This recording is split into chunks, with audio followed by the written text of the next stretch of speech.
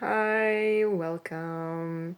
Wanted to film a video for you today about how to interpret an astrology chart. It looks complicated. There are a lot of symbols, and you need to learn what they mean, and then you understand that it's not as complicated as you thought. So, the chart looks like a wheel or circle, and it's divided into 12 different sections. Each section in the astrology chart represents a different area of life. For example, the fourth house, this one, represents your home environment, your family life. And the 10th house represents your public role, your career, and so on and so forth. Each house represents a different area of life. And all of those beautiful symbols, colorful symbols, on the outside of the circle represent the different astrology signs that we all know and love. And as you can see, we all have energy in all of the different signs.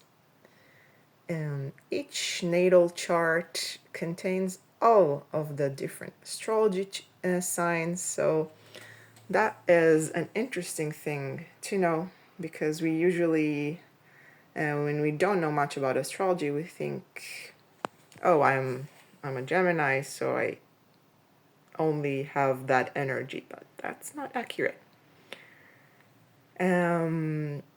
But we have those little black symbols, and they are important, and they represent the different planets and asteroids. And if we have a planet or a point or a few planets or points in a certain sign, then of course it is very significant, and it means that we have a focus on that type of energy in our life. So I want to go over the different symbols for the different planets with you. We can start with the most intuitive ones that we can all probably recognize without me explaining them to you, which is our sun, which is that symbol. Our sun is the sign that most of us know and recognize as our astrology sign. It's decided according to the date of our birth, the day we were born. And that's the symbol for our moon, which is also pretty easy to recognize. Next one, we have Mars and Venus. They're also pretty easy to recognize. Most of us know those symbols for feminine energy, Venus, and masculine energy, Mars. Next, we have Mercury. Mercury looks like Venus, but with little horns. And moving on, we have Jupiter, which looks like this, number 4. We have Uranus, that looks like, I don't know what exactly, but I learned to recognize it. We have Chiron, which is an asteroid, not a planet, and it looks kind of like a key, a symbol. And we have the North Node, which is not a planet, it's a point in the heavens, and it looks like a reversed U.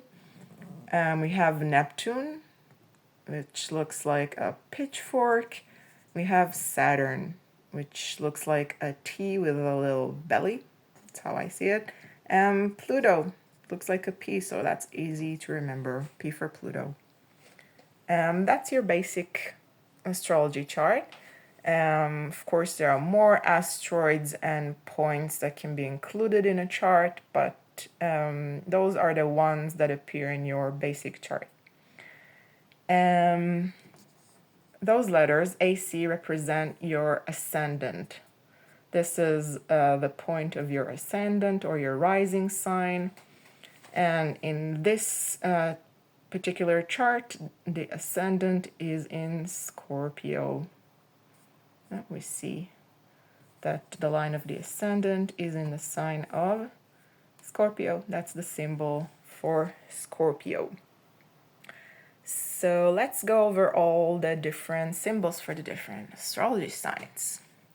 So as we said, Scorpio looks like an M with a little arrow or tail. Next we have Sagittarius, looks like an arrow, so that's pretty easy to remember. Capricorn, I can't tell you exactly what it looks like, but again, I learned the symbol and memorized it. Have Aquarius, that looks like waves, and Aquarius is also the water barrier, so that's easy to remember because waves of water can remind you of the water barrier of Aquarius. And that's the symbol for Pisces. That's the symbol for Aries. It kind of looks like the horns, those curled horns of a ram, I think. That's the name of the animal in English. Forgive me if I'm saying it wrong. That's the symbol for Taurus. It looks like a bull with those bull horns, so that's pretty easy to remember. Have Gemini, that looks like the symbol for the number 2. So that's also pretty easy to remember. Gemini, the twins.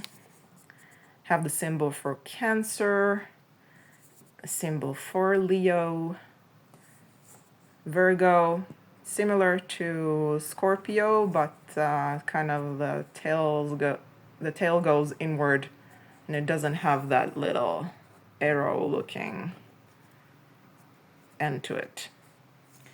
And Libra, it's the last one in this chart. And the last thing I want to show you is the 3 other points in the basic chart, which is the MC or midheaven, symbol MC. In this chart, it's in Leo. Have the IC or the Imum Coeli. It's the most private place in our chart. If the MC is the public place, is our role, the way we want to be seen. The IC is our most private inner place. In this chart, it's in Aquarius. And we have the DC, which is the opposite of the AC or the ascendant. It is the kind of people we are usually attracted to, the kind of energy we're attracted to.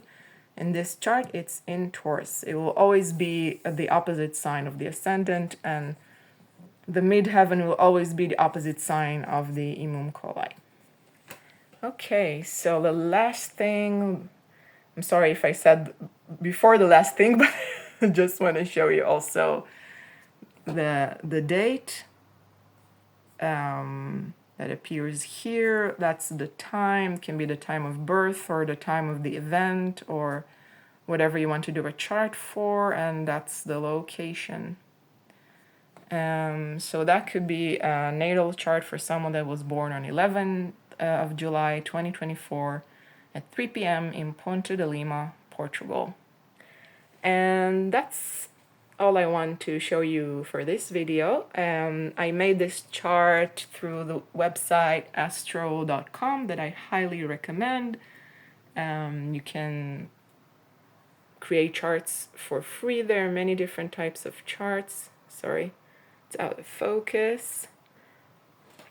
But that's it for this video. Until next time, bye.